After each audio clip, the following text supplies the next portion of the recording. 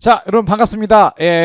해커스 임용 HIT 해커스 H는요, 여러분들 향란입니다. 향란.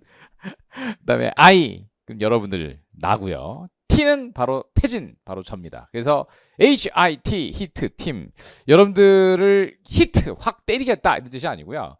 여러분들 합격 점수까지 도달할 수 있도록 뒤에서 열심히 서포트하겠다는 뜻이 히트입니다. 제가 최양난 선생님이랑 이렇게 막 팀 이름을 지려고 노력을 했었어요. 그래서 뭐 다른 회사들도 이렇게 받고 막 그래요. 그랬더니 저희 사실 해커스가 임용이 제가 시작한 지 진짜 얼마 안 됐어요. 그래서 중간에 이제 들어와서 기본 강의도 안 했고 심화 강의도 안 했고, 그러니까 기본 이론 강의를 작년에, 그러니까 올해죠. 올해 한 번도 안 했고, 그래서 2025년부터 이제 사실상 그 기본 강의, 심화 강의 등이 제대로 시작이 됩니다. 그래서 이제 사실상 개점을 하게 됐죠.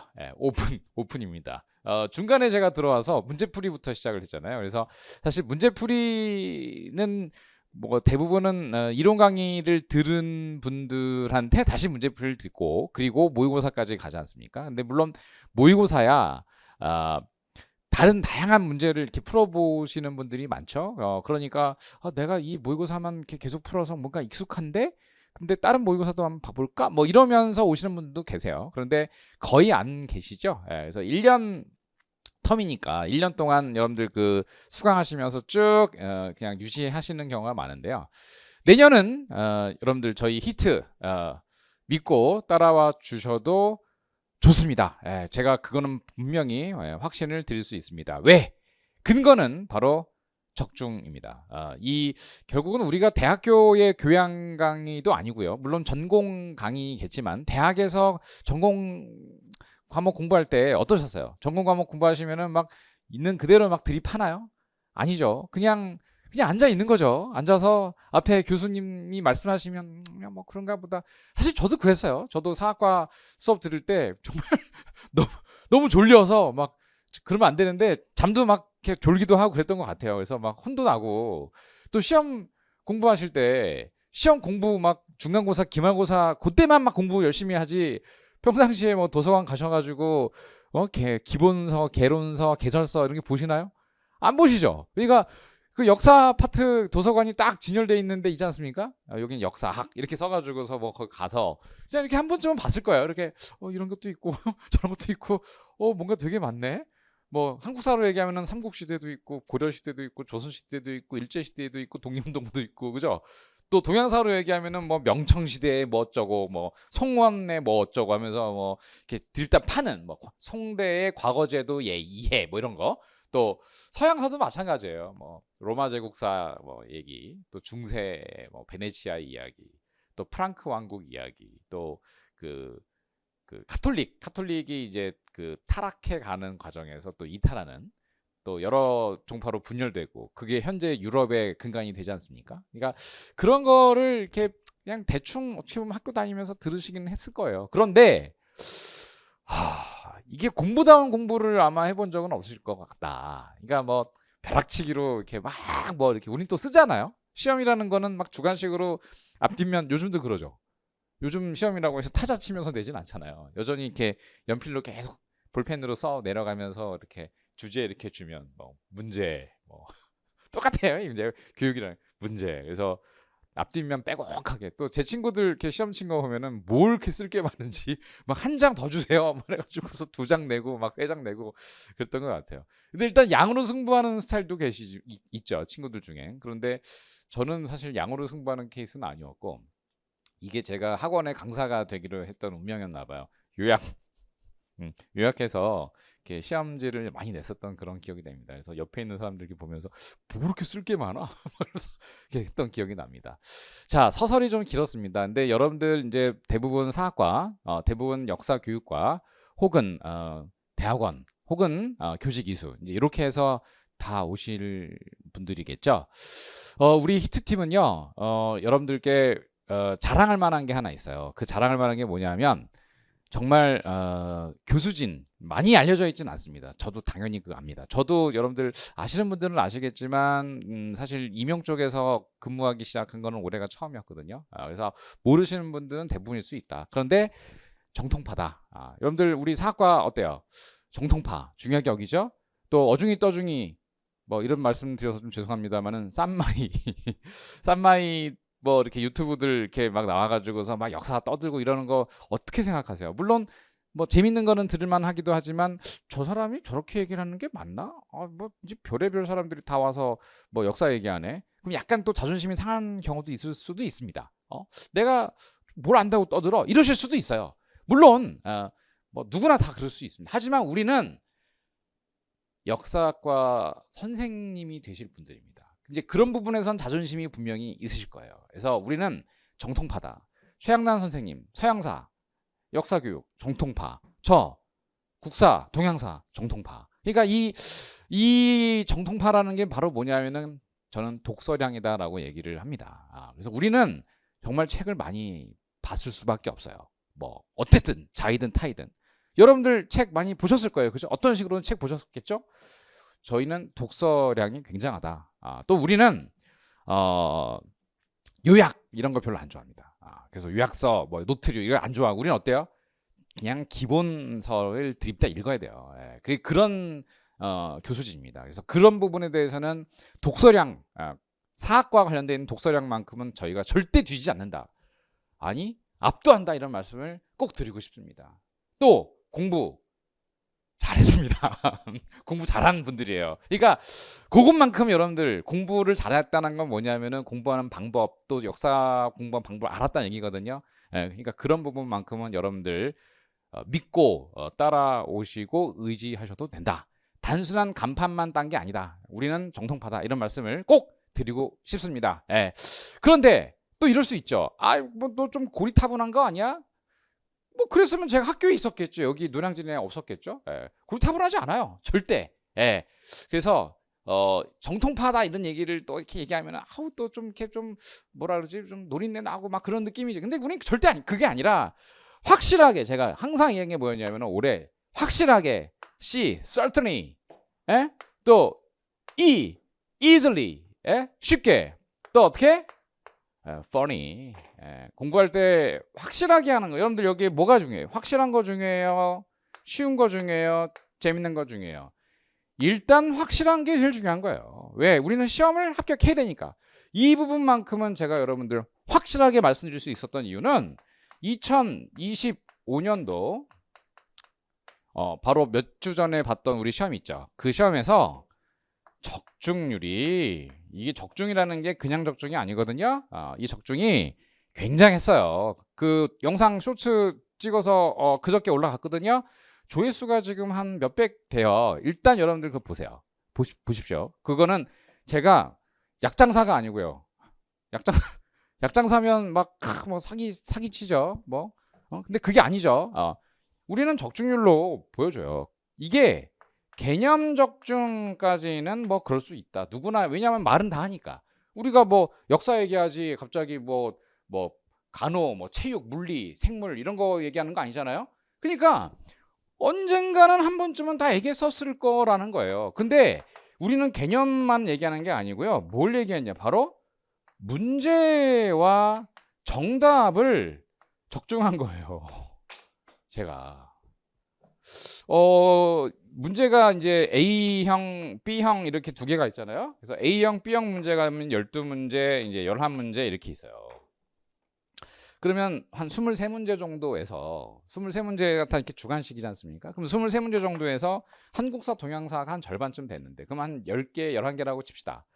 여기에서요. 물어보는 문제가 이제 4점짜리, 2점짜리 막 있잖아요. 4점짜리, 2점짜리 얘기는 4개 내지 2개를 묻는 문제들이 많다는 얘기예요. 그러니까 이 한 문제의 질문이 4개나 2개인데 이게 훨씬 많다는 거죠.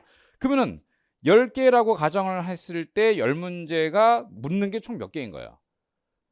40개가 넘는 거예요. 거의 60개죠. 그러니까 60개 정도를 묻는 개념이 나오는 거예요. 근데 여기에서 문제 정답을 정확하게 거의 똑같이 낸 게 33%입니다. 그러면은 문제 정답률이 33%니까 한 3분의 1쯤은 거의 똑같이 맞췄다는 얘기가 되거든요. 이거는 여러분들 영상 한번 확인해 보십시오. 이거 제가 거짓말이 아닙니다. 이렇게 할 수 있었다는 것은 저희가 자랑할 만한, 그리고 또 여러분들이 이거는 한번 진짜 믿고 따라가도 되겠는데 요겁니다. 그래서 여기에서 33%를 적중시켰어요. 그러면 개념 얘기는 그럼 안 했을까? 당연히 했죠. 개념 얘기는 당연히 하는데 문제 정답을 정확하게 똑같이 맞추지 못했고 이렇게 나올 거다라고 하는 게 이 개념 적중 문제예요. 그럼 여기에서 이게 어느 정도였냐? 50%가 넘었어요. 그럼 이렇게만 따진다면은 한 83%. 그래요. 제가 100%라고 얘기는 못 드립니다. 왜냐하면 출제자가 아니니까. 출제하시는 분들은 뭐 구석탱이에서 내요. 예를 들어 이번에 조금 어려웠던 문제가 뭐였죠, 우리 선생님? 국사에서 조금 어려웠다 이렇게 알려져 있는 게 뭐냐면은, 어려웠다기보다는 좀 생소했던 문제가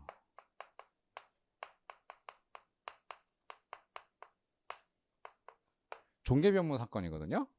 이게 이성계가 이인임의 아들이다라고, 혹시 그런 내용들 들어본 적 있으시죠? 있으시죠? 그러니까 이 종계라는 게 결국은 이제 왕실을 말하고 왕실의 계보를 바꾸는 문제, 이런 뜻이거란 말이에요. 요 종개변무라는 말을 써야 했어요. 문제 정답으로. 그 사료가 쫙 있는데 이성계가 원래 아버지가 누구냐면은 이자춘이죠. 많이 다 알려져 있는 내용이죠. 그런데 이 이자춘이 아니라 제3의 인물이 이성계의 아버지다라고 기록되어 있었다는 거예요. 이게 명나라에 있는 책에 이렇게 실려 있었다는 거죠. 그래서 요 사람을 집어넣는 문제, 이 사람 이름이 뭐냐 이걸 묻는 문제였고, 두 번째는 그 사건을 뭐라고 부르느냐, 이게 문제였단 말이에요. 근데 사실 이 문제는 국사라든지 사학 공부하시는 분들은 한 번쯤 어디선가 읽어봤을 수도 있는 내용이죠. 근데 유명한 건 아니죠. 엄청 유명하진 않아요. 근데 조선시대에는 이게 굉장히 좀 반드시 해결해야 했던 문제였기 때문에 선조 시기 때 가서야 해결됐거든요. 그러니까 거의 150년 정도 걸린 거죠. 그러니까 이 사건 두 개를 써놓는 문제가 나왔는데 사실 이거는 적중 못 시켰어요. 이거는 개념도 얘기를 안 했고 문제도 예측을 못 했어요. 예, 그건 인정 당연히 합니다. 근데 이거를 뭐 엄청 강조드리는 개념은 아니었고, 또 13년 동안 이 임용 문제에서, 임용고시 기출문제에서 이 내용이 있었느냐? 없었어요. 그러니까 이런 거는 어떻게 잡을 수가 없어요. 그러니까 얘기는 이제 강의에서 몰라 하다가 이제 제가 이제 필 받으면은 가끔 얘기도 했어요. 이건 근데 제가 솔직히 말씀드리면 강의 초기, 제가 이제 18년 동안 강의를 하고 있는데 초기 5년 동안 2006년부터 2010년 정도까지 한 5년 동안은 이 얘기를 가끔 했었어요. 근데 이게 시험 문제에 안 나오니까 괜히 이런 얘기를 했다가 시험 문제도 안 나오는데 왜 저딴 얘기를 해 하면 학생들이 또 싫어해요. 요즘 친구들은 이렇게 막 장황한 거 완전 싫어하고 시험에 나오는 것만 찍어줘, 이제 이런 분위기였단 말이죠. 그러니까 이런 얘기를 하겠어요, 안 하겠어요? 안 한단 말이에요. 하지 않아요. 시험 문제 안 나왔는데 이런 얘기를 뭐하러 하냐는 얘기인 거예요. 그래서 안 했던 거예요. 근데 저는 알고는 있죠, 머릿속에. 그래서 이게 시험 문제 딱 나왔을 때 받았던 느낌은 어땠을까요, 제가? 이거 나왔네. 이게 나왔어? 이거예요. 아시겠죠? 그러니까 이게 반드시 많이 나오는 문제들이 있고 2번 이상 나오는 문제들이 있는 반면에 진짜 안 내던 걸 내는 경우도 생겨요. 아마 앞에서 그 설명해 하셨던 최양만 선생님도 비슷한 얘기 하셨을 거예요. 그러니까 이번에 역교론 서양사 가운데서도 잘 안 내는 거를 몇 개 내가지고 학생들이 되게 어려웠다. 그래서 이번 시험이 어려웠다, 이 얘기를 하셨거든요. 근데 사실 한국사, 동양사는 어렵지 않았어요. 이번에는 난이도가 역교론과 서양사 쪽에 비중이 있었습니다. 그래서 전반적인 득점, 커트라인이 조금 낮아졌다. 그거는 한국사, 동양사 때문이 아니고 역교론, 서양사 때문이었어요. 근데 또 그렇다고 해서 내년에 그렇게 되리란 보장은 없죠. 왜냐하면 출제진이 어떤 출제진이 될지 모르니까. 그러면 이런 종개변무라고 하는 한 번도 안 나왔던 문제들을 우리가 잡는 게 일단 중요하겠습니까? 아니면 제가 강조드렸던 이런 부분들을 먼저 잡는 게 중요하겠습니까? 당연히 이거죠. 그러니까 우리 공부하는 수험생분들, 특히 선생님을 준비하시는 우리 이 임용고시 공부하시는 분들은 뭐 우리는 좀 자존심이 있으니까 이게 아니라 공부하는 방법 순서를 아셔야 돼요. 뭐냐면 일단 이 확실하게 나오는 거 있죠. 확실하게 제가 C라고 얘기했지만 서트링이라고 하는 이 확실하게 나오는 부분들을 먼저 정리하고 가셔야 된다. 예? 이걸 꼭 정리하고 가셔야 돼요. 그러면 제일 먼저 뭘 보셔야 돼요? 이걸 보셔야 된다는 얘기죠. 공부하는 방법 알려드림. 기출을 먼저 봐라. 교사나 어떤 그 강사를 준비하시는 혹은 교수진이 되고 싶으시다 그러면은 이제 시험을 대비하게 하는 강사가 되고 싶으시다. 특히 교사분들이 그렇잖아요. 수능 시험도 대비해야 하고, 그죠? 이걸 봐야 돼요. 그러면 내가 아이들 가르칠 때 입장에서 내가 야 이거 중요하다 별표 밑줄 쳐라 이게 뭐겠어요? 수능 시험에 나왔던 그 개념들을 먼저 가르치듯이 저도 임용고시에서 나왔던 그 기출 개념을 가르치는 거예요. 그러니까 이게 C에 해당하는 겁니다. 이게 C. 근데 그것도 뭐 한 번 출제되고 다시 안 나오는 기출도 있어요. 이거를 이제 뭐 킬러 문항 뭐 이렇게 얘기하잖아요. 근데 이런 거를 먼저 볼 필요는 없고요. 기출 가운데에서 2회 이상 출제가 된 부분들을 먼저 정리해라. 그래서 제 강의도 항상 이 2회 이상 출제가 된 부분들을 무척 강조합니다. 이게 기본 강의예요. 그래서 기본 강의를 이렇게 갈 거고 이게 기본 강의에서 심화 강의로 간다. 그러면 이제 심화 강의에서는 여기에다 이제 추가해 가지고서 뭐 한 번 출제가 되었던 문제를 이제 강의하겠죠. 왜냐하면 한 번 출제가 됐다는 얘기는 이제 전과 1범이니까 전과 1범이니까 전과 2범이 될 수도 있지 않겠느냐라는 후보군인 거죠. 이게. 그럼 종계변무가 나왔으니까 이게 사상 최초로 나왔거든요. 사상 최초로. 그럼 요 문제를 심화 강의 때 어느 정도 언급을 할 거 아닙니까? 근데 이걸 또 야 이인님 외워라. 종계변무 외워라. 이게 아니죠. 이인님 나온다. 종계변무가 이게 나온다. 이게 아니라 이제는 요 문제에서는 하위 개념으로 이름, 인명과 이 개념, 사건을 묻는 문제를 냈다면 다음번엔 뭘 내겠느냐는 거예요. 이걸 예측을 해야 한다는 거예요. 그러면 요렇게 이제 1회 나왔던 문제들을 어떻게 해야 돼요? 개념을 어떻게 해야 돼요? 확장시켜 나가야 되는 거예요. 그럼 종계변무 사건을 이제 더 자세히 봐야 되는 거예요. 요번에는 이인임을 냈고 종계변무를 냈다면 그 다음은 이건 누가 해결했는데 어떤 과정을 거쳐서 해결했는데 이거를 왜 해결해야 했지? 당시 이 배경이 뭐지? 또 명나라가 이걸 해결 안 해주다가 해결하게 해준 그 이유가 뭐야? 이런 거 있죠. 그래서 이런 개념을 확장시켜 나갈 필요가 있다는 겁니다. 이게 이제 심화가 되는 거죠. 이게 확실하게 가는 거예요. 그런데 이제 모의고사가 나오겠죠? 모의고사 이제 시험 문제도 막 나오고 이제 뭐 시험 문제 어차피 풀어야 되는데 그러면 모의고사를 저희가 낸다 할 때 최 교수님이나 저희가 이제 모의고사를 냈는데 낼 때 뭘 내겠어요? 당연히 이거를 변형해서 내겠죠. 그리고 이렇게 내겠죠. 그런데 이렇게만 내는 게 아니라 이게 80%를 출제한다면은 추가적으로 여기서 더 확장하는 개념으로 한 번도 안 나왔지만 나올 수 있을 것 같은 문제들 예를 들면 이 해커스 히트 팀에서 낸 종기변무 같은 게 있는 거죠. 그래서 여기에는 새로운 개념이 들어갈 수 있을 거다. 이제 아셨죠? 공부하는 방법과 순서를 얘기 드리면 이 개념을 확실하게 알고 가라. 그 다음 한 번 나왔던 기출 개념을 확장시켜라. 그 다음 세 번째 새로운 개념을 이제 접근해야 되는데 그럼 요거는 어렵잖아요. 이거는 그럼 어떻게 해야 되느냐? 요거는 결국은 딴 건 없고요. 독서의 양을 높일 수밖에 없어요. 그러니까 이 공부를 하실 때 순서에서는 뭐 기본 개념 이해 또 암기 중요하지만 결국은 우리 선생님들이 되실 분들이기 때문에 독서 양을 이렇게 충실하게 늘릴 수밖에 없다라고 제가 말씀드릴 수밖에 없습니다.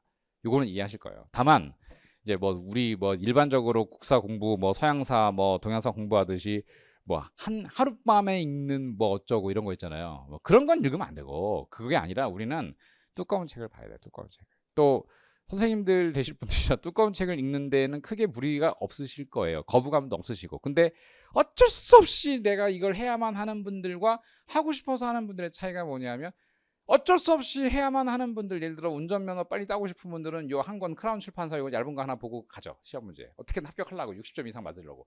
그런데 여러분들은 60점 이상 맞는 게 목표가 아니라 좋아서 이 길 택하신 분들이라서 두꺼운 책을 읽으라라고 저는 말씀드릴 수밖에 없습니다. 이해가 되시죠? 근데 이제 두꺼운 책을 읽다 보면 암기가 안 되잖아요. 그러니까 이 암기 내용이 이제 제일 큰 문제인데, 이 암기에 대해서 이제 제가 얘기를 이제 두 번째 드릴 게 이겁니다. 이 E라고 하는 거, easily, easily. 이 easily라고 하는 거와 fun이라고 하는 게 이게 사실 연결되는데, 뭐가 쉽고 뭐가 재미있느냐 이거거든요. 사실 여러분들은 이 강의가 재밌어서 역사를 공부한 게 아니라 그냥 내가 역사가 재밌어서 역사를 공부하신 분들이잖아요.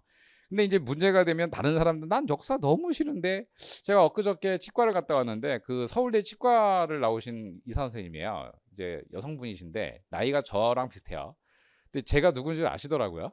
제가 예전에 방송도 좀 나오고 이래가지고 라디오 프로그램 그 정도 했었고 이래가지고 있었는데 그분이 저를 아셔요. 그래서 일을 이렇게 하면서 이렇게 막 치료하시면서 뭐라 하시냐면, 근데 역사를 어떻게 이렇게 공부하셨어요? 나는 국사가 또 세계사가 제일 싫었는데, 외우는 게 너무 싫었는데 이러시더라고요. 그래서 그걸 외우는 거죠. 이렇게 하면서 외우는 게 싫으시죠. 예, 맞아요. 이렇게 얘기를 했어요. 끝나고 나서 이가 이제 마취가 안 풀려서 얼얼한데 저한테 이런 얘기를 하더라고. 저는 거의 수능을 만점 받았는데 그 역사 시험에서 2개 틀렸다고. 서울대 치대 나오신 분이 역사 문제가 너무 싫어서 2개 틀렸다는 거예요. 이해가 돼요, 이게? 저희 이해가 안 되죠. 근데 싫어하시는 분들은 그렇다는 거예요. 그러니까 그만큼 암기가 버겁고 좀 무겁고 싫은 거죠. 근데 우리가 암기해야 될 내용이 너무 많다는 거예요. 그래서 이 easily funny라고 하는 거는 결국 암기 내용이거든요. 물론 이제 funny는 배경이 되겠죠. 뭐 재밌는 얘기들을 이렇게 들으면은 왜 벌거벗은 뭐 한국사, 벌거벗은 세계사 이런 거 보면 재밌잖아요. 그 이유는 이제 배경이라던가 이제 개념 이런 것들, 사건, 에피소드 이렇게 공부하면서 재밌어지는 건데, 또 이게 듣고 재밌기만 하고 끝나지 않습니까? 근데 우리는 요거가 제일 중요하다. 암기를 쉽게 해야 된다는 말씀을 드립니다. 그래서 제가 이 암기하는 건 여기에 다 해당되는 얘기인데요. 이 암기를 제가 어떻게 하냐면, 먼저 왕조를 다 외우겠죠. 왕조 순서를 외울 수 있으시죠? 예. 아니 뭐 당연한 거 아니겠어요? 역사 공부하다 보면 왕조는 편년으로 공부해야 되는 건 당연한 거 아니겠어요? 그죠? 고조선 다음 뭐 부여 고구려 옥조 동해 사만이죠. 뭐 부고 옥동삼. 그다음 삼국시대. 위초고? 아니죠. 고백신이죠. 예. 그다음 고백신 다음 신라, 고려, 조선 이렇게 가잖아요. 그러니까 이런 거를 편년식으로 때 외우는 건 당연한 건데, 문제는 왕 순서예요. 왕. 이게 어렵잖아요, 생각보다. 이게 또 많고, 우리나라 왕순서는 뭐 제가 사학과 졸업할 때쯤 됐을 때는 다 외웠느냐? 그렇지 않아요. 사학과 졸업했을 때도 이 왕순서를 몰랐어요. 특히 고구려 왕순서 외울 수 있어요? 못하시죠? 대부분 그래요. 100명 중에 99명이 고구려 왕순서, 백제 왕순서 다 몰라요. 신라 왕순서도 잘 몰라요. 고조선 왕순서는 당연히 모르죠. 그건 뭐 없으니까. 부왕, 준왕 정도?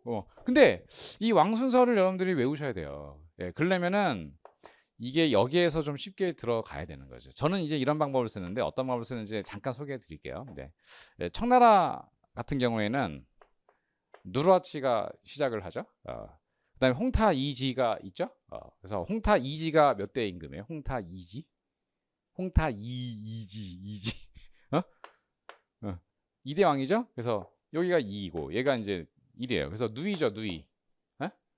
누이 다음에 뭐예요? 누이. 그러면서 이제 막 3대, 4대 이렇게 나가거든요.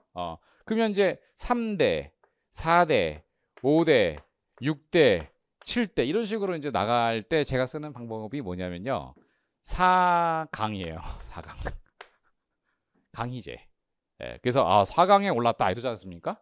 그래서 강희제. 그럼 5대는 뭐예요? 5 쓰면 되죠? 옹정제예요. 쉬우시죠? 이렇게 하는 거예요. 누이 온 건가? 이렇게 누이 온 건가? 이제 저는 이렇게 얘기를 하거든요.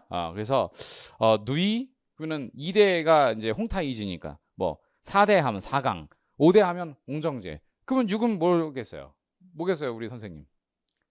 모르시겠죠? 모르겠어요? 그냥 쓰면 되죠, 이렇게. 네?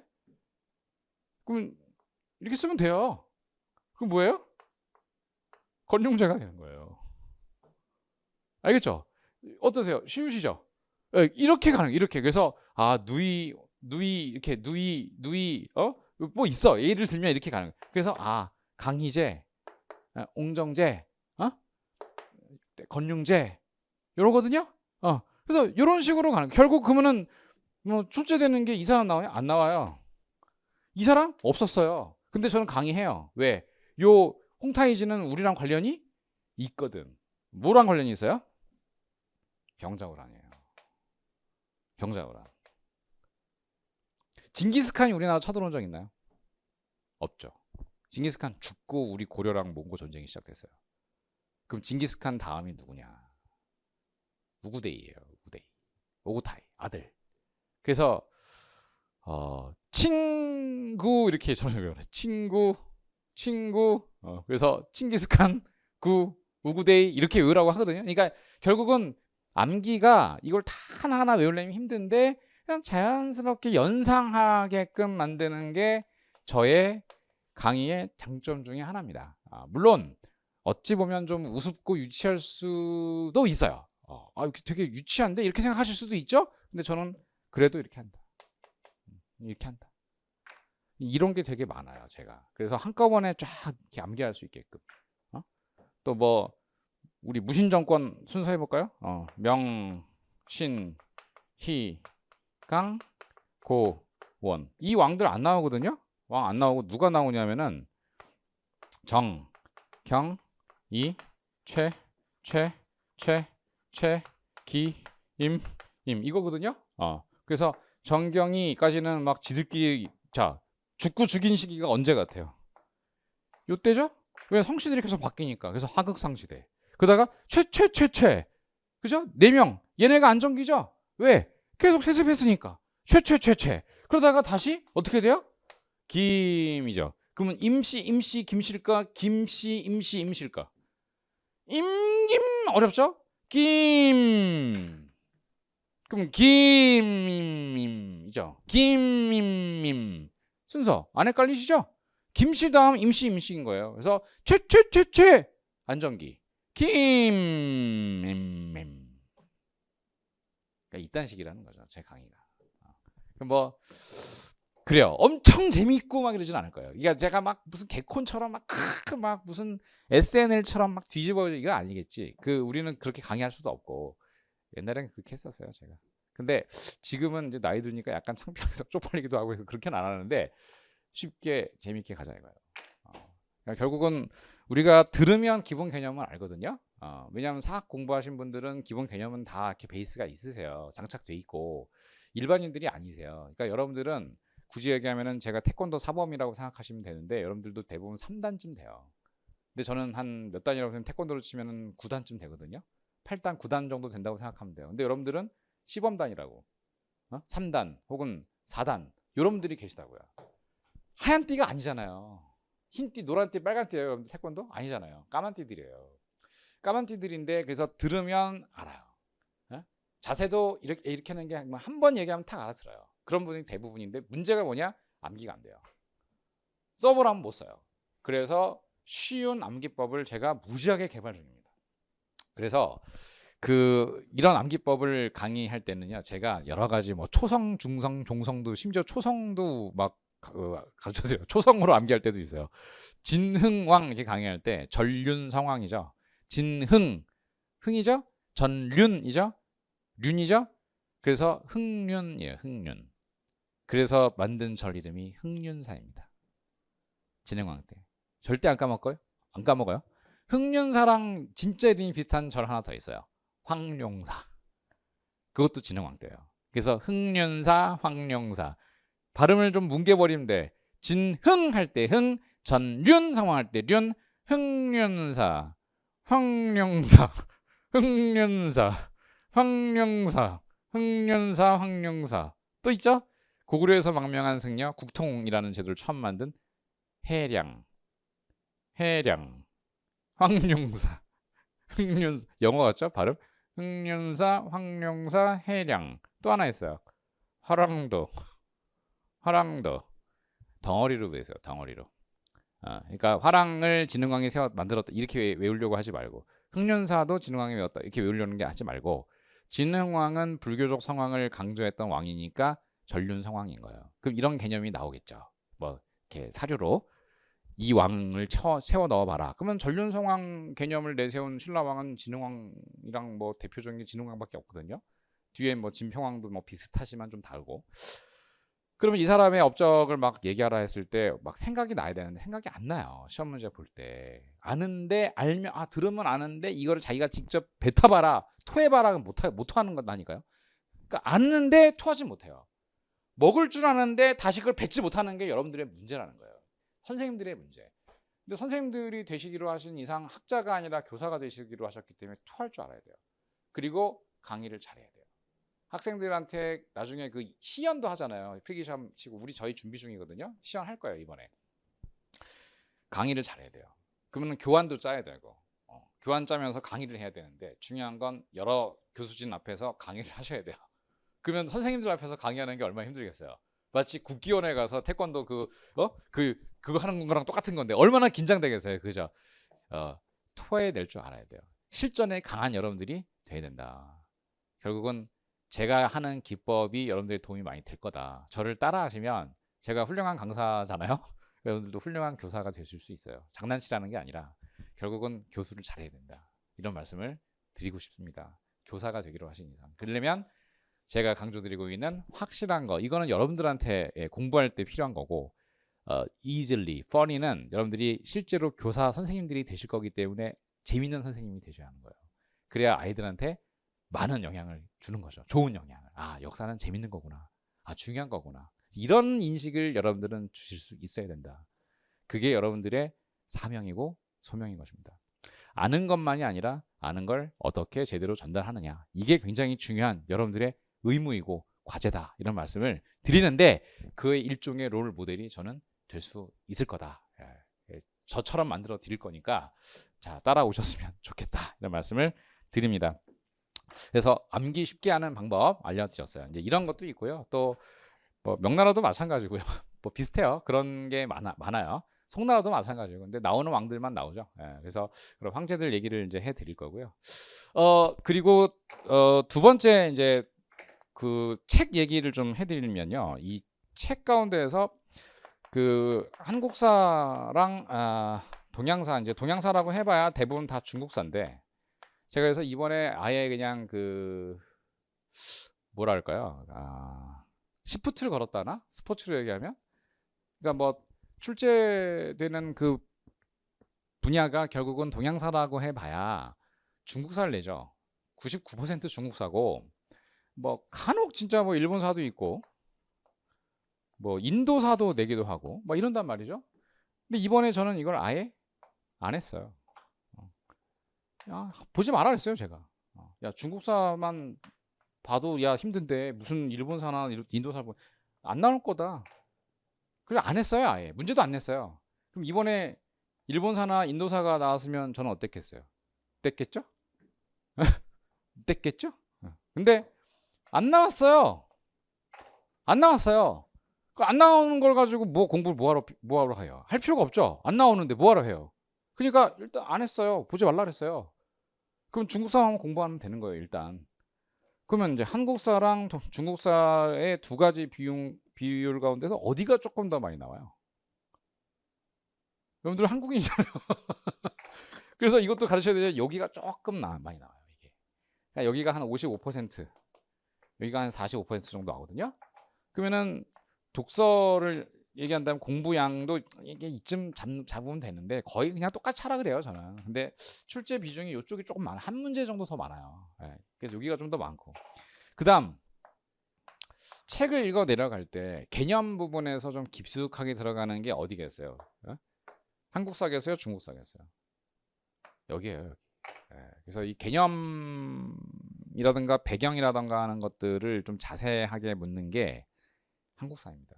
그래서 중국사 쪽은 개념 배경을 뭐 묻지 않는 건 아니지만 깊숙하게 들어가지도 않아요. 그래서 개설서라든가 개론서를 읽기를 제가 하라고 하면은 요 한국사 부분에서의 개론서를 좀 많이 읽어라. 다양하게 좀 읽으라고 저는 얘기를 해요. 그래서 뭐 당연히 뭐 왕 순서는 아셔야겠지만 개론서와 기본 개념을 좀 확장시켜서 좀 독서량을 좀 늘릴 필요가 있거든요. 그럼 얼마나 읽어야 되느냐 이제 이런 질문을 하실 수 있거든요. 근데 저는 이거를 개인 차가 있기 때문에, 왜냐하면 독서하면서 빨아들이면서 흡수하는 개인 차는 저마다 다 다르시거든요. 뭐 ADHD도 있을 수 있는 거고, 예? 그러니까 막 산만하신 분들도 있을 수 있는 거고, 이렇게 줄 읽다가 보면은 내가 뭘 읽었지 다시 되돌아가는 경우도 많고, 또 분명히 위에서 이 인명 봤는데 뒤에 이렇게 또 나온 그 인명이 이 인명인가 이럴 수도 있는 거고, 한마디로 독서 집중이 좀 안 되는 그런 분들도 계시단 말이에요. 근데 그런 걸 다 감안해서 제가 뭘 얘기하면, 제가 말씀드리는 게 아니라 세종대왕께서 얘기하신 걸 인용해 드릴게요. 세종대왕이 독서 광이시잖아요. 근데 이분이 뭐라 했냐면, 유교 경전은 100번을 읽어야 되고 역사서는 30번을 읽어야 된다, 이렇게 얘기하셨어요. 여러분들 세종대왕보다 똑똑하세요? 아니면 띨띨하세요? 세종대왕보다 똘똘해, 띨띨해? 똘똘 띨띨 둘 중에 뭐예요? 띨띨이죠. 저도 띨띨이거든요. 세종대왕보다는 당연히 제가 띨띨이죠. 독서를 하는 어떤 그 집중도라던가 어떤 그 기본 교양이. 근데 세종대왕께서, 그 훌륭하신 분께서 자기가 나중에 이제 그 신하들한테 얘기할 때 이렇게 얘기했단 말이에요. 야, 내가 책을 읽다 보니까 알게 된 거는, 이거 암기를 얘기하거든요. 이해가 아니라 암기를 하려면 유교 경전은 100번 읽으니까 암기가 되더라. 그다음에 역사책은 30번 읽으니까 암기가 되더라, 이렇게 얘기하셨어요. 그럼 여러분들은 지금 사실 유교 경전을 공부하는 거 아니잖아요. 역사책 읽는 거지. 그럼 역사책 기본서는 몇 번 읽어야 되는, 시험 보기 전까지 1년 동안 30번은 봐야 된다는 얘기예요. 30번 처음부터 끝까지. 제가 한 얘기가 아니에요. 이해되세요? 공감되세요? 네. 30번 읽으라고 전 얘기를 해요. 그럼 30번 읽는 그 속도는 어떻게 될까요? 점점 뒤로 갈수록 빨라져요. 구구단 처음 외울 때 힘들었죠. 근데 지금은 막 다 맞추죠. 구구단을 외자, 구구단을 외자, 뭐 3, 6, 18 바로 나오죠. 왜 그래요? 많이 해서예요. 근데 초등학교 1학년, 2학년 때 구구단 할 때 미친 줄 알았죠. 머리 빠개진 줄 알았죠. 그거예요. 그러니까 결국 익숙하냐 안 익숙하냐를 구분하는 거는 연습이에요. 연습. 많이 읽어야 돼요. 그런데 뒤로 갈수록 빨라질 거예요. 그래서 1회독 하는 시간이 10이었다면 2회독은 9, 3회독은 8, 뭐 이런 식으로 처음엔 좀 더디다가 나중에 10회독 이후가 되잖아요. 그럼 굉장히 빨라져요. 그리고 이제 아는 내용이 나오면서 건너뛰기 시작해. 그리고 머릿속을 재구성을 합니다. 그래서 이렇게 횟수를 제가 좀 강조 드리고요. 그럼 이 책이 있느냐? 예. 제가 몇 년 강의했다고요? 18년 강의했는데 이 책이 없겠어요? 있어요. 저 원고가 이만큼 있어요. 거의 백과사전 같은 책이 있어요. 그 책 어떻게 그렇게 썼는지 아십니까? 시중에 나와 있는, 여러분들 많이 보시는 그 기본서? 개론서? 뭔 개론, 뭔 신론, 뭔 어쩌고 되게 많죠? 다 때려 넣었어요. 제가 26살 때부터 책을 쓰기 시작했거든요. 그래서 저 연구실을 가면 책이 이렇게 쌓여 있었어요. 역사책만 진짜 이렇게 쌓여 있었어요. 그거를 중복되는 것도 있을 거고, 여기 책엔 있는데 이 책엔 없는 거 있을 거 아니에요. 다 때려 넣었어요. 학설 다 때려 넣었어요. 그리고 책 그 페이지가 1600페이지가 됐어요. 그 대부분 기본서가 이렇게 이게 뭐 길어봐야 한 400페이지밖에 안 돼요. 뭐 한국사 신론 이기백 선생님 거, 변태섭 선생님 한국사 통론, 다 요만큼밖에. 저희 다 기본적으로 사학과 나오면 다 있거든요, 한 권씩. 서양사 개론, 민석홍 선생, 돌아가신 2001년 타계하신 민석홍 선생.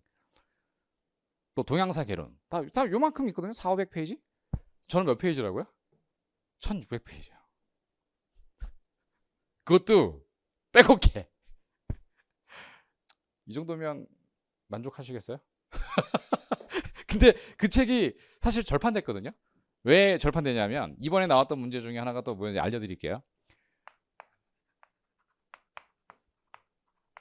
이 얘기 물어봤거든요. 그 4.19 혁명 이후에 그러면 대부분은 다 장면 정부로 얘기하지 허정 과도 정부 얘기 안 하거든요. 여우 같은 출제 교수님들은 이걸 노려요. 야, 니네들 역사 교사 될 거잖아. 예. 그럼 4.19 혁명 다음 정부 뭔데? 예? 장면 정부요. 땡!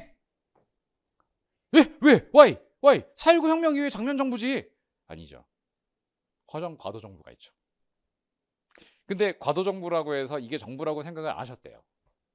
요번에 수험생들이 저한테 이제 피드백 주셨을 때, 아니 이건 정부가 아니죠. 라고 했대. 그래서 왜?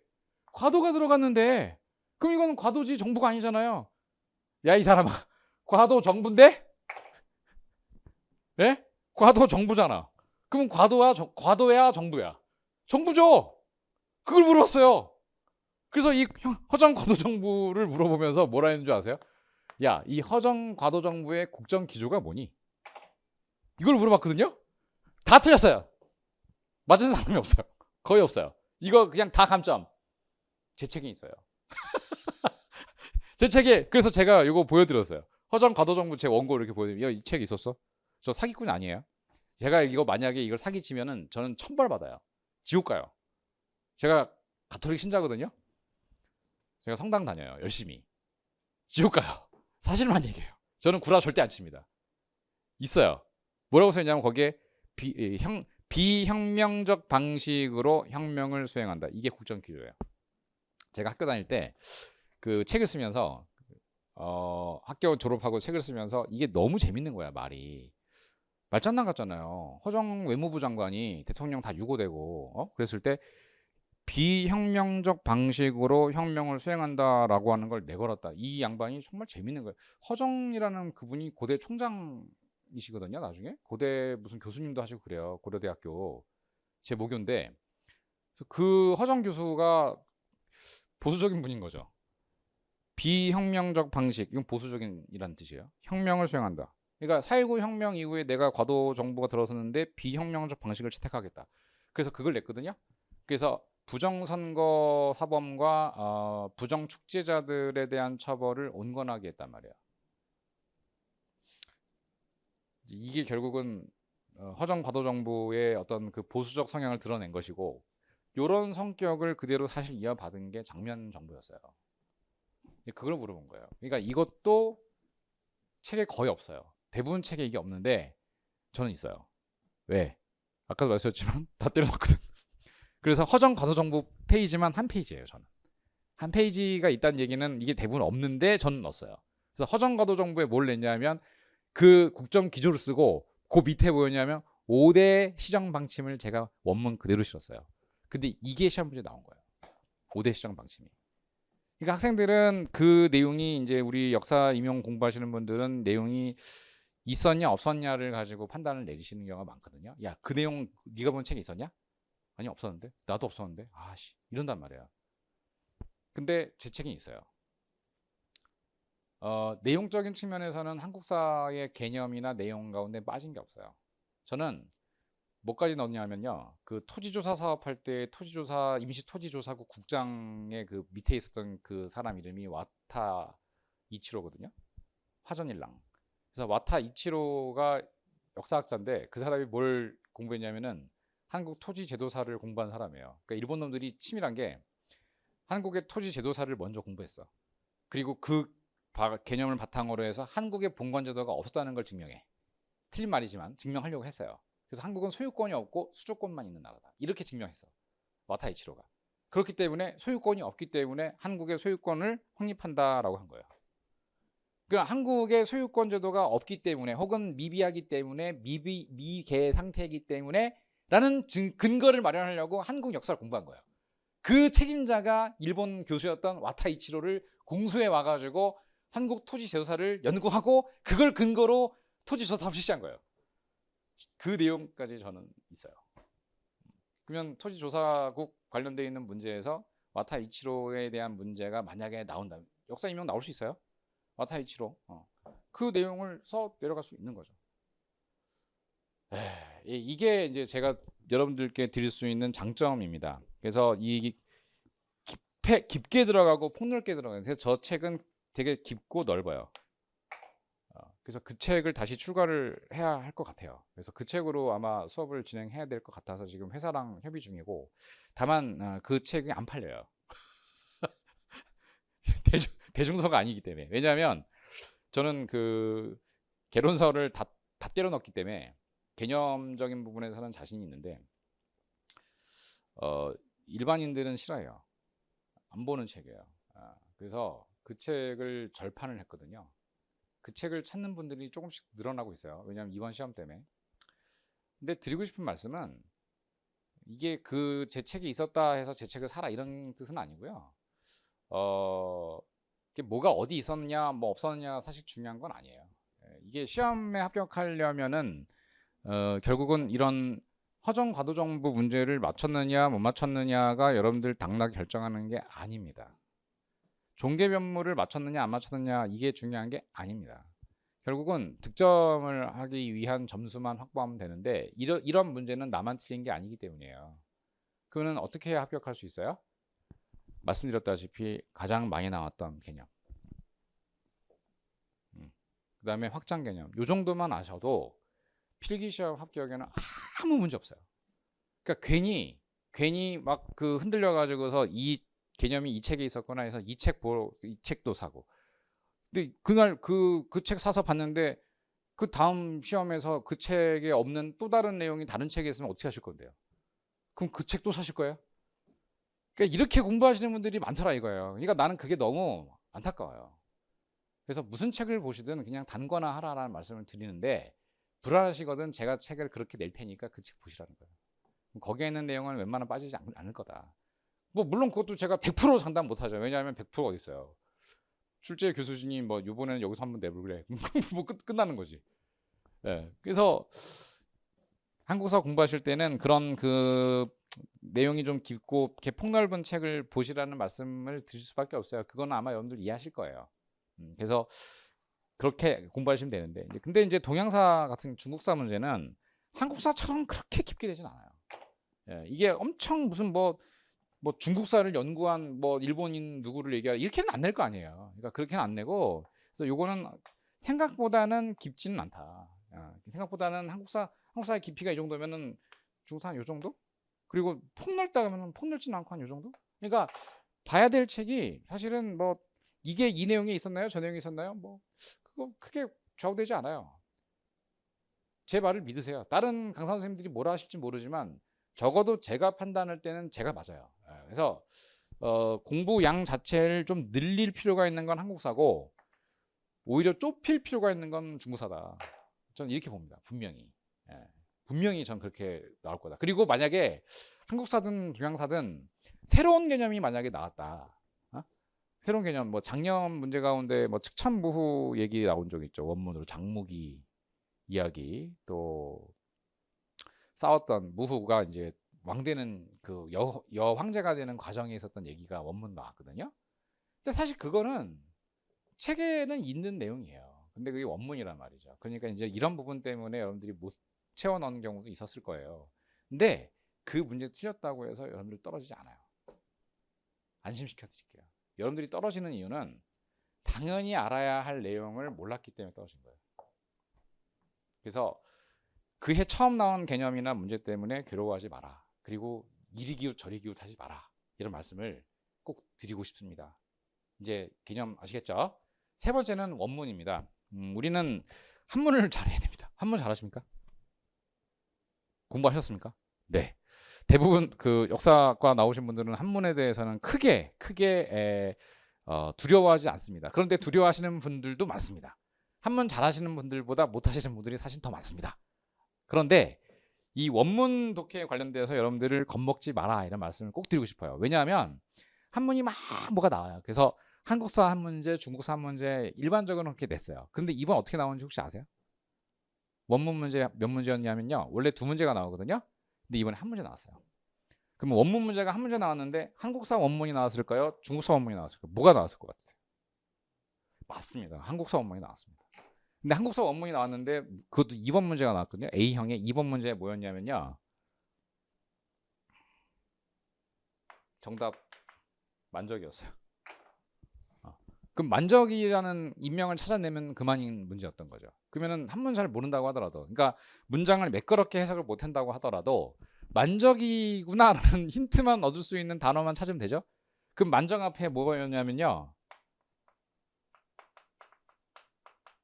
이게 나왔거든요. 뭐예요 이게? 사동이죠. 사동. 산호비.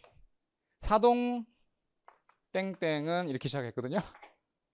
그럼 사동 땡땡 하면은 누군지 아직은 모르겠죠. 아직은. 근데 이렇게 막 가다 보면은 뭐가 있냐면 왕후 장상종 이렇게 나오거든요. 그럼 그럼 왕후장상종 이렇게 나오니까 왕후장상의 씨가 어찌 따로 있으랴. 어찌 기 어찌 기야 이렇게 나와. 그러면요 야의. 그럼 이거 어조사잖아요. 그럼 어찌 있으랴 이거거든요. 그럼 왕후장상의 씨가 어찌 따로 있으랴. 이게 힌트. 이 힌트. 그러면서 또 뭐가 나면 천예 천민이죠. 천예. 또 경계지난 이런 거. 경계의 난 이래로 경인년의 난과 계산년의 난 이래로. 그러니까 즉 정중부와 김보당의 난 이래로 1170년과 1173년 이래로 이런 얘기거든요. 그때 천예 고관 어쩌고 이게 나왔어. 그럼 이거 누구예요 이거? 힌트 다 나왔죠? 그러니까 문장을 매끄럽게 해석을 못해도 사동 왕후 장상종 기 땡땡땡 의야 뭐 이런 거. 그다음에 또 뭐 천예 어쩌고 저쩌고 또 북산 이런 말. 북산 개경이라고 안 써 있어요? 땅 북산 이렇게 써 있어? 그럼 북산이니까 개경 북산 연설이지 뭐. 그래서 만정이가 노비 100명을 모아놓고 어찌 우리가 맨날 고역을 주인 밑에서 맨날 매질만 당하고 고역을 치러야 하는가? 이런 얘기인 거예요. 그 사료 아시잖아요. 그 사료를 한문으로 바꿔낸 거예요. 한문 해석이 안 되면 어때? 단어만 찾으면 되지. 여러분들 영어 독해할 때 생각하면 돼요. 영어 독해 매끄럽게 할 수 있어요? 하면 다행인데 못할 수도 있죠. 그럼 영어 강사들이 뭐래요? 요즘 무슨 튜터스인가? 그런 프로그램에 영어 선생님 나오셔가지고 뭐라 그래? 이게 하우에버부터 봐 이러잖아요. 하우에버부터 보면 되지. 그럼 하우에버 나오면은 항상 그 내용의 반전이잖아요. 반대로 해석하면 되지. 안 그래요? 그런 거예요. 그 원문 절대 두려워할 필요가 없어요. 결국 원문이 어려운 이유는 뭔지 아십니까? 개념을 몰라서예요. 개념을 내가 이미 스토리를 알고 있어. 스토리를 알고 있으면 그 독해할 때 쉬워요. 어렵지 않죠. 그래서 미리 개념을 알고 들어가서 원문을 봐야지. 원문 자체를 가지고 어떻게 거기서 실험하려고 하지 마라. 원문 가지고 실험해 보려면 끝장. 그냥 내가 이렇게 대충 봤는데 아는 단어가 하나도 없어. 뗀 거예요. 그러면 끝이에요 그냥. 올해는 원문으로는 안 되겠다. 아웃. 그리고 다른 데 집중해야지. 그 원문 안 되는데 그거를 어떻게든 풀어보겠다고 답 안 나와요. 딱 봤을 때 단어 모르는 게 태반이고 이거 단어를 아는 게 몇 개 있는데 조합해도 안 나온다? 끝장. 그래서 넌 아웃. 미안. 올해 원문 해석은 실패. 그래서 다른 쪽에 막 열심히 하는 거야. 열심히 다른 쪽을. 그럼 합격. 원문은 틀렸지만 합격. 근데 원문 요번처럼 쉬웠어. 그러면 만족이네.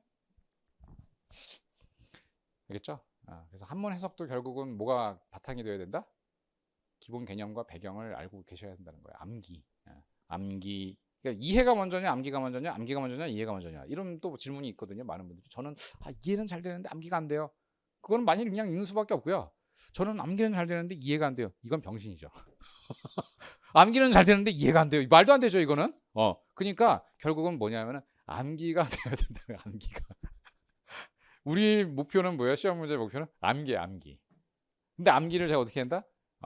이렇게 하겠다. 그래서 저는 제가 하는 암기 방법도 있지만 여러 선생님들이 하는 암기 방법이 있다고 저는 생각을 해요. 그래서 여러 선생님들이 하는 암기 방법을 공유하고 싶어요. 그래서 이번에 수업 질문도 질문이고 또 공부나 학습 방법도 질문이면 질문일 수 있고, 그래서 저는 이번에 제 학생들을 대상으로 단체 카톡방을 운영하려고 그래요. 그래서 단체 카톡방을 운영을 해서 거기 안에서 오늘 배웠던 수업 내용이라던가 질문 내용 다 봤고요. 한 번 더 리뷰, 거기에 암기 방법 공유, 그리고 좋은 암기 방법 있으면 얘기해 주세요. 어차피 덩어리를 외워야 되니까. 그래서 한무제가 했었던 여러 가지 정책이 있었다. 그럼 한무제 정책 좀 있거든요.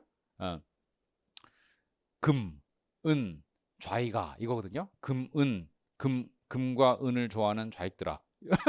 말이 안 되긴 하는데, 그러니까 뭐 맥락이 있어서가 아니라 그냥 이름을 갖다 붙이니까 그런 거죠. 그래서 추금령, 뭐 추은령, 뭐 아당률, 이런 거 있죠. 좌금률, 좌당률 이런 거. 그러니까 이런 것들을 가지고서 여러분들을 강의할 거예요. 그래서 그런 내용이 있으면 같이 공유를 해보자. 이런 말씀을 드리고 싶습니다. 그래서 한무제 정책 뭐 맨날 나오는 거, 또 그 이번에 그 뭐 진시황 관련돼 있는 이사 상항의 변법 같은 거 많이 내거든요. 그런 거. 그게 뭐냐? 1차 변법, 2차 변법 차이 뭐 이런 거. 그다음 또 송나라 왕한석의 신법, 학기 뭐냐, 뭐 이런 거, 청묘법 이런 거 있잖아요. 네, 그런 거. 또 세금제도 이번에 제가 맞춘 거죠. 일조 편법, 지정헌재 그 차이가 뭐냐, 이런 것들을 그 암기할 수 있는 혹은 팁 이런 것들 우리 공유합시다. 그래서 공유하면서 같이 이렇게 스터디 하듯이 제가 이제 맨날 모여서 할 수는 없으니까 카톡방으로라도 그렇게 공유하면서 학습 효과를 극대화해 나갑시다 라는 게 이번 저의 취지입니다. 그래서 내년에 계속 그렇게 운영할 테니까요. 여러분들 밤이건 낮이건 어쨌건 그냥 막 올리시면 돼요. 생각나는 대로. 그냥 아이디어 공유하시면 좋은 거죠. 마치 친구들이랑 대화하듯이 공부를 그렇게 공유해보자. 담당 교수와 여러분들, 여러 선생님들이 이렇게 같이 한번 해보자. 이런 말씀을 드리고 싶습니다. 그렇게 운영을 하면 아마 내년 한 해가 여러분들 꿈을 이렇게 나가는데 굉장히 또 굉장히 중요하면서도 그 보람이 있는 그런 2025년이 되지 않을까 저는 확신을 합니다. 그리고 올해 합격자가 없죠. 왜냐하면 그 아직 저한테 발표도 안 됐고 얘기도 안 해주셨기 때문에 모르지만 저는 분명 말씀드리고 약속드린 게 있어요. 우리 최종 합격까지 다 하고 시험까지 합격하고 난 다음 면접까지 다 합격하고 난 다음에 답사 가자. 답사를 해커스가 쏜다. 담당 교수진이 쏜다. 히트팀이 쏜다 이랬죠. 그래서 여러분들 다 합격하시고 난 다음에 가까운 곳이라도 일본이든 중국이든 답사 한번 가보자. 그래서 답사 비용 우리 합격하고 답사 가면 얼마나 재밌겠어요. 남경 어때요? 남경 너무 좋죠. 오나라의 수도, 중화민국 초기 수도, 명나라 초기 수도 남경 한번 가보자. 이런 취지인 겁니다. 타이완 장제스 마음을 한번 느껴보자. 어떠세요? 재밌을 것 같지 않습니까? 우리 한번 가봅시다. 그래서 여러분들과 함께 내년 한 해 공부 열심히 하고 재밌게 하고 그리고 합격하고 난 다음에 또 즐겁게 끝까지 즐겁게 제가 뭐라 해요? CEF CEF certainly easily funny 여러분들과 함께 끝까지 funny 하는 그런 시간이 됐으면 좋겠습니다. 뭐 나머지 궁금하신 부분이나 사항들에 대해서는 여기는 아무것도 없겠지만 여기로 보내주세요. 바로 학원 게시판에 질문 올려주시거나 해주시면 언제든지 성심성의껏 답변을 해드리도록 하겠습니다. 초수생 여러분들 환영합니다. 물론 N수생 여러분들도 환영합니다. 그래서 초수생부터 사실 오셨으면 좋긴 하겠어요. 왜냐하면 그 딴 데 가셨다가 오시면 또 이게 매칭이 또 안 될 수도 있고 근데 뭐 N수생 오신 분도 괜찮습니다.